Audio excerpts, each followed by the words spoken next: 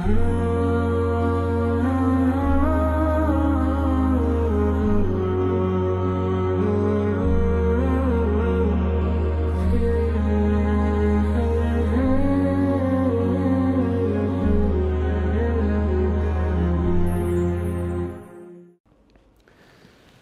خودایی بەخشندەی میهرەبان،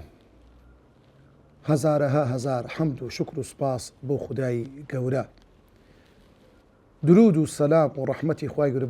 بڕژێتە سەر گیانی پاچی پێغەمبەری خوددا و لەسەر یار و یاوەر و خزم و خۆشەویست و دۆستانی تا ڕۆژی دوایی. بەڕێزان خۆشەویستان، سەلام و ڕەحمەتی خوای گەورەتان لەسەر بێ. خۆشحاڵ و شادومانم لە هاوسەرگیری هەنگاو بە هەنگاو لە خزمەت ئێوەی بەڕێز دەبم لە زنجیرەی 19هەمی. ئومێدەوارم لە خوای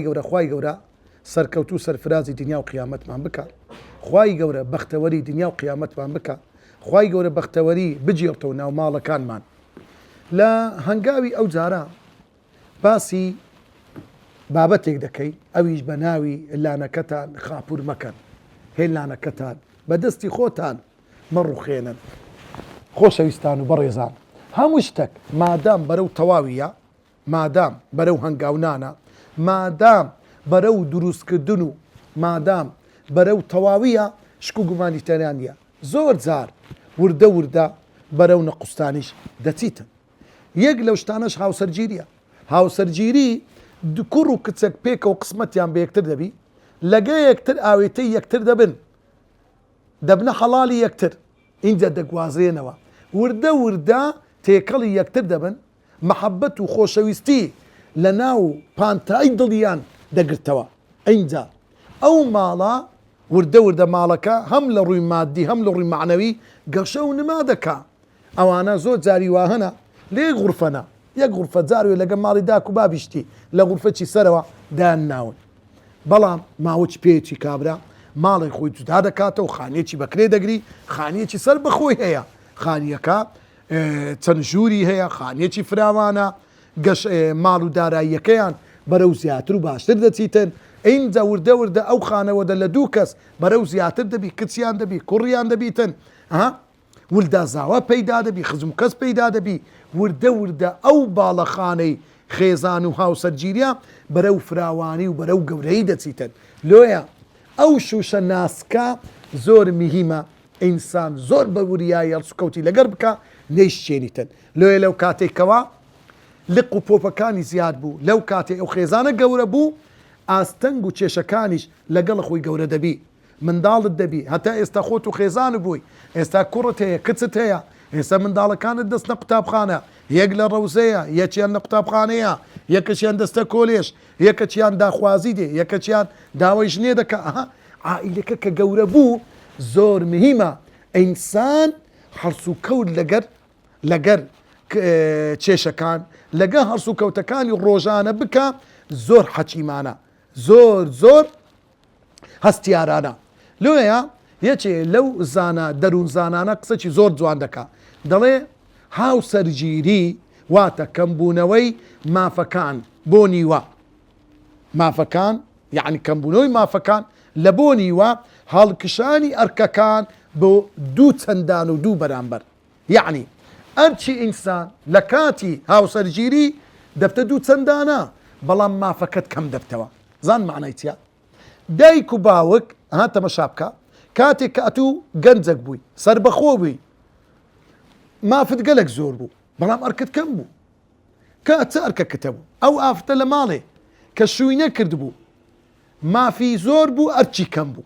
کەس نەیدەگۆ لەبەری چاوت دوو برۆیە، دەچووە دەرێ دەیخیند و دەهاتەوە و کەس نەیدەگۆ ئەرێ پارەت، پوڵت، حسێبت. بەڵام کاتێک کوڕ و کچێک قسمەتیان بێکتر دەبی، هاوسەرگیری دەکەن، مافەکان دەبتە نیو، مافەکان دەبتە نیو، بەڵام ئەرکەکان دەبتە دوو چەندانە. یعنی کچ و کوڕک لەگە یەکتر عەلاقەیان هەیە، عەلاقە چی؟ یعنی برین لەگە یەکتر پێکەوەنە، دڵیان بێکتر وەیە، هیچ مافەچیان لەسەر یەکتر نییە. ناتوانی ئەو برێ دەبی ئیلا ئەوەم لۆ بکەیت ئەگە لە پیاوەتی خۆی. بەڵام کاتێک کە قسمەتیان بێکتر دەبی، قسمەتیان دەکەوت یەکتر، ئەرچیان دەکەوتە سەر یەکتر وەکە منداڵیان بوو ئەرکەکە زیاتر دەبیتن لۆیە لێرەدا بەڕاستی دەبی ژن و پیاو دەبی هاوسەران زۆر حەکیمانە هەڵس و کەوت لەگە کێشەکانیان بکەن کاتێک کە عائیلەکان گەورە دەبن لۆیە زۆر ئاگدار بن درز دەکەوتە ناو ئەو باڵەخانەی هاوسەرگیریە لۆیە ئەو هۆکارانی کە کێشە لە ناو عائیلە پەیدا دەبی چەند هۆکارێک یەک لەوانە هۆکارێکی لایەنی ڕۆحی و دەرونی و نەفسیە کە پەیوەندی بە ئیمانەوە هەیە چەند ئیمان چەند مرۆڤ ئیمانی بەهێزبی چەند ئینسان پشتی بەخوای بەهێزبی چەند ئینسان پابندبی بە سونەتی پێغەمبەرەوە صلى الله عليه وسلم ئەو ماڵە ئەوەندە بەختەوەر دەبی ئەوەندە کێشە و گرفت و ناخۆشی لێ بە دوور دەبی بەڵام هەر ماڵێک چەند دوور بن لە خوای گەورە چەند بە دوور بن لە مەسائیلی ئیمانی ئەو ماڵە ئەوەندە دەبتە مۆڵگەی شەیتان لۆیە دەبی ئینسان ئەو خاڵی یەکەمە دەبی زۆر ئینسان ئاگادار بیتن خاڵی دووەم لەو هۆکارانی کە کێشە پەیدا دەبی لە ناو ماڵەکان هۆکاری چییە؟ مەسائیلی دارایی لۆیە حسن المعیشەتی نصف الاقتصاد بزانە یان حسن التدبیر جوانی بەڕێوەبردی ماڵ جوانی معیشەت و بژێوی ژیان ئیدارەکردی ماڵ لەلایەن ژن و پیاوە نیوەی اقتصاد لۆ دەجێڕتەوە زۆر مهیبە یعنی ئەو ئافرەتە کابانبی دەست گەورە دەبیتن ماڵ بە فیڕۆ نەدا پیاوەکە پیاوەکی حەچیم بی بزانی کو ماڵی خۆی سەرف دەکات و خەرز دەکات و بە فیڕۆی دەداتن ئەوە زۆر مهمە چکە بەشی هەر زۆری کێشەکان لە ڕووی داراییەوە سەر هەڵدەدات لۆیە بابەتی اقتصاد زۆر مهمە ئینسان ڕەزیل نەبی زۆر دەستکراوەش نەبی بەڵکو کەسێکی اقتصادی بی وەکو خوای گەورە کە وەصفی عیباد الرحمن دەکا دەفەرموێ الذين إذا أنفقوا لم يسرفوا ولم يقتروا وكان بين ذلك قواما عباد الرحمن أو كسانا كاتي كمال دبخشن كاتي كمال خرز دكن لم يسرفوا زيادة رويناكن ولم يقتروا رزيليج ناكن قدسوشي ناكن أدي تكون وكان بين ذلك قواما لنيوان زيادة روي لنيوان قدسوشي مامنا وندن واتا مالك دبخشن كزي خوي بقريتن مالك خرز دكن كوا سودي هبي هو اقتصادية بأندازيك تشتكي ليدني كبخري خسار نبيتن بزانا شتيك دين تو مال كضروري بيويز بي لكاتي خوي لوي براستي او صفات عباد الرحمن كخواي يقول بازكاتم لويا خالي دوم بابتي اقتصادية كتشيشة بيدا دبي خالي سيم حكمة داناي بيغمري خواد فرمي صلى الله عليه وسلم الحكمة ضالة المؤمن داناي حكمة عقل براستي شتيكا بشتيكا لإنسان إيمان دار ونبوة أن وجدها فهو أحق بها لهرش وينك حكمة الدين بزانا أو إنسان إيمان دار لهم كسك شايسته ترى كار بو حكمة يبكى حكمة زانتيا حكمة أويا بقر خصني عقل لكاته استيارة كان بكاريناني عقل لو كاتاني كوا شي شكل ديتا بيشي زور زاري وايا لدايكان لخوشكان لهاوسران كشيشتشان ديتا بيشي راس تاويان شوير دبيتن برتاوي خويان نابينن عقليان قفل دبي يعني سبحان الله سور هردقري تورا دبي هرتي بيتا بردوي ديلي زور غلطة نابي دبي عقلت بكار بيني او قصيدي كبرو تشين دروا كاتي كمال لخوت يقدم تشي زر دكا ها او عقل وحكمة بكار ديني انسان ديتو سر هوش وحكمتي خوي دطاني بحكي معنا تشيشكان تسارسر بكريتن لوي او هنگاوانا دكريت لبيناو تيغنتوني خيزان براستي هاوسران بيقد نبر خالي يكم سرتا سرتساوي تشيشكان دياري بكي زور مهيبة سرتساوي تشيشكان بزاين او تشيشكا كوتنا او مالمان او افرتا مثلا تورايا يان او بياوا رنزايا يان او كرمان فلانة تشيشي هيا حز دكين مشكلة لهم مالي بيدا بوا سبب كيتيا سبب چی داراییە یان لێک تێنەگەیشتنە یان بەهۆی شتێکە شەیطانی عن دەستێوەردانێکی دەرەچیە جاری وایە لۆیە دەبی باشترین شت ئەوەیە ئەو ژن و پیاوە بەیەکەوە بگەنە نەتی ئێبرین بگەنە ڕێککەوتنێک لەوەی کەوا بزانن هۆکاری کێشەکەیان چییە بەیەکەوە چارەسەری بکەن واللهی هەر کەسێک کێشەی خۆی بەدەستی خۆی حەل نەکا بە خەڵک حەل ناکرێتن لۆیە یەکەمین جار دەبی بزانی کێشەکە سەبەبەکەی چییە یعنی هۆی ئەو کێشەی دروست بووە چییە ینی بە دوای دابگەڕی بزانی ئەو کێشە چییە ئەگە کێشەی ماڵیە داراییە عیلاجی لە بۆ ببیندرێتەوە وانیا اتفاقی بکرێت لە بین یەکتر کاکە بزانی چییە وانیا بەو شێوەیە حەل دەبیتە یان ئەگە کێشەکە زۆر جاروێت دڵپیسیە وڵی دەرێ کاکە ئەو ئافرەتە مەسەرەن غیرەی لە مندەکە پیاوەکە دەڵێ یان بە پێچەوانەوە ئافرەتەکە دەڵێتەن وڵی ئەو پیاوم مەسرفم ناکە یعنی دەبی بێ ئەو ژن و پیاوە بەیەکەوە لەگەیەکتر دامنیشتن وانیا یان کەسێک بێتە بینیان لۆی چارەسەری کێشەکەیان بکەن خاڵی دووەم لەگەڵ یەکدا ڕاست و دروست و ڕاشکاو بن و واروەها بڕیاری بەپەلا نەدەن یعنی یەک لەو خاڵانەی کە زۆر میمە ژن و پیاو دەبی لەگەیەکتر ڕاست و دروست بن نابی فرت و فێریان لەگەیەکترەوی نابی خیانت لەیەکتر بکەن بەڕاستی گەورەترین کارەسات ئەوەیە ژن و پیاو خیانەت کار بن لەگەیەکتر بە چاوی بغز و غەڕەز سەیری یەکتر بکەن پیاو خیانەت لە خێزانی بکە یان ئافرەت خیانەت لە پیاوی بکە خیانەت ئەوە نییە چاو چاوانەی مەسائیلی عەرز و ناموس زۆر جاری وایە خیانەت لە قسەیەکە یعنی پیاوەکە قسەچی دەکەی کەوسە ژنەکە دەچی لە دەستی ماری بابیەکە گەورەترین ئاژاوە دروزە بیتن خوشتی خۆ یعنی ئەو پیاوەکەت قسەچی کرد غەڵەتە چی کرد پێویستەکە تو بسی لە دەست داک و باب و برات بنەی یان بە پێچەوانەوە ئەو ئافتە هەر قسەچیکەیە کەوسەر کابرا دەچی لە دەستی خەڵکیکە دەکە ئەو زۆر غەڵەتە لۆیە بردنە دەرەوەی سڕی ماڵ شتێکی زۆر غەڵەتە لۆیە ئەو خاڵە زۆر مهمە ژن و پیاو لەگەیەکتر دەبی ڕاست و دروست بن دەبی دڵساب بن لەگەیەکتر ئەگەرنا بەڕاستی ژیانی هاوسەرگیری زۆر کێشە دەبیتن بە تایبەت هەر ماڵک دا بمەزرێت لەسەر لەگەڵ ڕێزم لۆ ئێوەی بەڕێز لەسەر درۆ لەسەر ناڕاستی واللهی ئەو ژیانی هاوسەرگیریە قەت بەردەوام نابی واللهی ئەو منداڵانەش عاقیبەت خێدابن لۆیە زۆر مهمە ئینسان ئاگداری درۆ بن لۆیە پێغەمبەری خوا صلی الله علیه و سلم جارێک فەرمووی ئەیەکون الرەجل جەبانە ئەرێ دەبی کابرایەک ترسنۆک بی ئیماندار ترسنۆک بی قالوا لە پێغەمبەر فەرمووی بەڵێ دەبیتن ئەو جارە وتیان ئەی پێغەمبەر ئەیەکون الرەجل بەخیلەن دەبی کابرایەک ڕەزیل و قورچۆک بی وتی بەڵێ دەبی بەڵام ئەو جارە وتیان یا ڕەسوڵ الله ئەیەکون الرەجل کاذبا دەبی ئینسان درۆزن بی پێغەمبەر فەرمووی لا نابی ئینسان درۆزن بی قەت بەڕاستی درۆ هەڵتەچێنەری خێزانە لۆیە ئینسان دەبی زۆر ئاگداری بەڕاستی یعنی حتا پێغەمبەری خوا پێمان دەفەرمێ لا تەکذب وئین کونتە ماسحا نابی درۆی بکەیت ئەگەر بە سوعبەتیش بی حتا بە سوعبەتیش ئینسان نابی لەگەر ماڵ و منداڵەکەی درۆ بکە کورەندێک زەلامێ دەرێ کونە درۆیە خوافتکە دەستە ژۆرەی دێتە دەرێ یعنی بە درۆ ژیانی بەسە دەباتن حاشاچی ئێوەی بەڕێز و خۆشەویست یعنی بەڕاستی ڕۆژێک دوو سێ یعنی کاتێک دێ وەی لێ دەستی قەومتمانە نامینێتن هەرچی برێتن بڕوای پێ ناکەن ئەو ماڵ و منداڵە خاڵی سێم لەگەڵ یەکدا بەڕێز بن یعنی لە کاتی کێشەکانیش ناکرێ ژن بە پیاوی قسەی سووک بکە پیاو قسەی سووک بە خێزانەکەی برێ بە تایبەت لەکن منداڵەکان چەند جوانە ئافرەت یان پیاو بە خێزانەکەی برێ داوای لێبوردن دەکەم واللهی دلم ڕەجاندی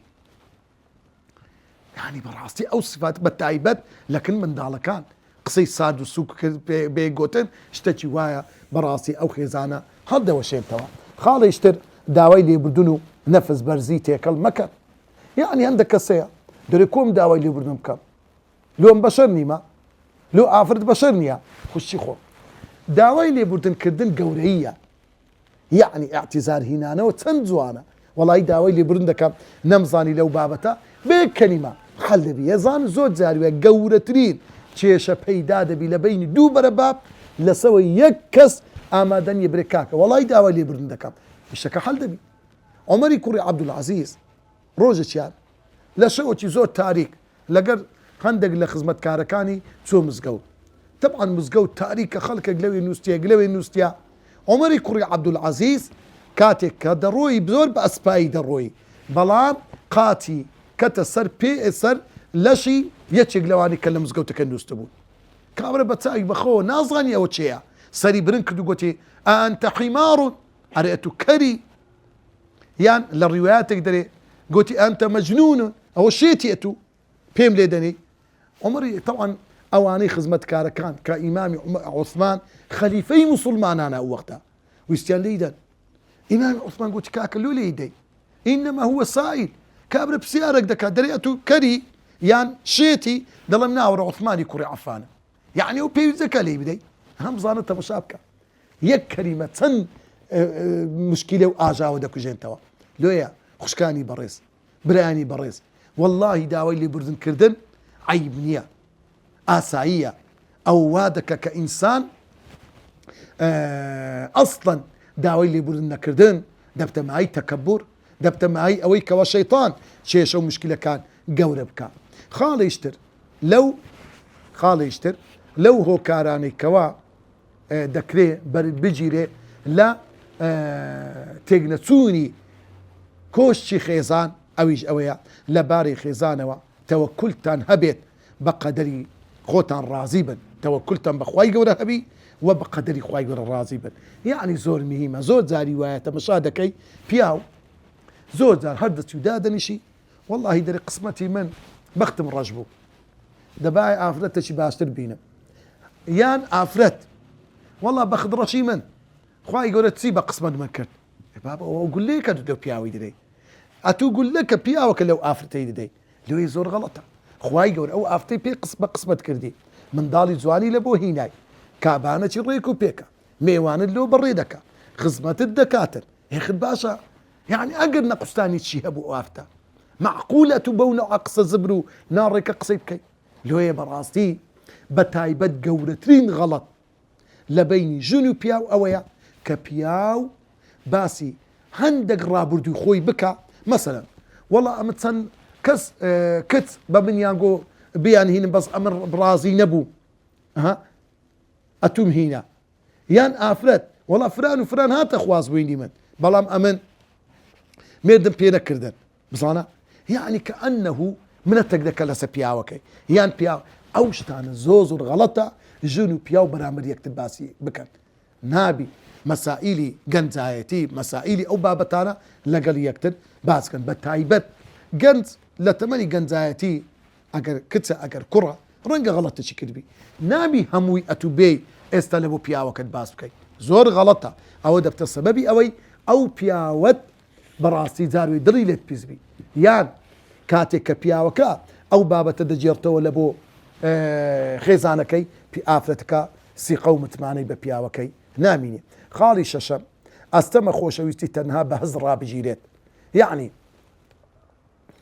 ئینسان دەبی ئاگادار بی کاتێکەوە ژن و پیاو یەکتریان خۆش دەوێ ئەو خۆشەویستی نێوان ژن و پیاو دەبی ئاگادار بی وەنیا هەندێک جار پێویستی بە ئەبدێتە خۆشەویستی لە نێوان ژن و پیاو ئەبدێتی دەوێت و بە دەربڕینی قسەیەک بە دیاریەک بە شتێکی خۆش بە سوعبەتێک ئەوانە هۆکارێکن ئەتوو ئەو خۆشەویستیەی نێوانی یەکتر ئەبدێت دەکەوێت یان ئافرەتەکە سوپرایزەک لەو پیاوەکەی دەکا وەڵی پیاوەکە ئەوڕۆ ئەو کێکەم لە بۆ تو کردیا ئەو پیاوەکە ئەو ڕۆسالیادی هاوسەرگیریمانە هە لە ماڵێ ئەو شەربەت و کێکەم دروست کردی بە بیر دێ ئەوە 5 ساڵ لەوە پێشتر مەسەران ڕۆژی هاوسەرگیریمان بوو شتێکی جوانە ینی وەکو گۆڕانکاریەک لە ماڵی دەکرێتن خاڵی هەفتم ئەگەر کێشەکانتان لەسەر بواری داراییتانە هەوڵ بدا مەسلەی دارایی بەڕاستی تێکەڵی ناو ماڵی هاوسەرگیری یان نەکەن خاڵی هەشتم یەکتری وەک ئەوەی کە هەند پەسەند بکەن یعنی معنای چییە نابی ئافرەت میثالی نمونەیی سەیری پیاوەکەی بکە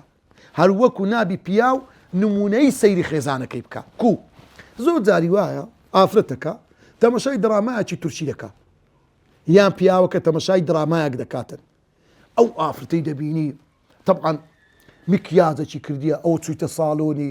چەند مەحاولەی کردیە دیقەی کامیرەیان هینایە بە ئەنواع و ئەشکال ئەو ئافرەتەیان ڕازاندتەوە ئەو پیاوە دەیوێ خێزانەکەی لۆی ئەو هاوی کاکەەوە نمونەیە، ئەوە زەحمەتە، ئەو ئافرەتەت، ئەوە خێزانتە، ئەوە بەس لە دەرێ ئەو ئافرەتە وا دەبینی، بەڵام خێزانە لە ناو مەطبەخەیە، لە ناو حەمامەیە، ئیش و کار دەکات، جلکل لە بۆ دەشوە، لۆیە بەڕاستی دەبی وەکو خودی خۆت یەکترتان پەسەند بی. خاڵیشتر خۆتان لە دەمەقاڵی توند و تیش بپارێزن. خاڵیشتر کە زۆر زڵمیمە کێشەکانی خێزان لە کۆڵ بنێن و ئارام بگرن لە سەریان. یعنی کاتێک کێشەک بوو دەبی بزانیش دنیا شوێنی ئیمتیحانە. خوای گەورە باسی دنیامان لۆ دەکات. الذي خلق الموت والحياة ليبلوكم. دنیا دار الابتلاء، شوێنی بەهەژ نییە، هیچ ناخۆشی تێدا نەبی، دۆزەخیش نییە بەس ناخۆشی بیتن. لۆیە زۆر ئاگدار بن. یەک لەو خاڵنە ئاخیر خاڵ کە زۆر میمە خاڵی یازدەمین بە هیچ شێوازێک هەوڵ مەدەن کەسی بیانی تێکەری ناو ژیانتان بی، حتا ئەگەر ئەو کەسە باوکرد بی، ئەگەر ئەو کەسە داکرد بی، ئەگەر ئەو کەسە خوشک و برات بیتن،